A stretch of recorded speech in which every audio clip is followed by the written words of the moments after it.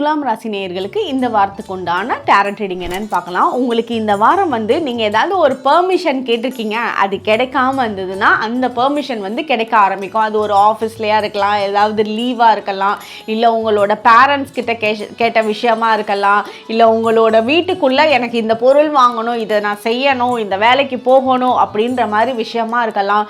So நீங்கள் ஏதோ ஒரு எதிர்பார்த்து கேட்டுட்டு இருந்த விஷயம் அது உங்களுக்கு பர்மிஷன் கிடைக்கும். அந்த உங்களோட விஷயஸ்லாம் கிராண்டட் ஆக ஆரம்பிச்சிடும். ஸோ அதனால நீங்கள் நெக்ஸ்ட் ஸ்டெப்புக்கு போவீங்க. உங்களுக்கு கோல்டு வாங்கிறதுக்கான சான்சஸ் இருக்குது. கோல்டு சேர்க்கை உங்களுக்கு நல்லா இருக்குது.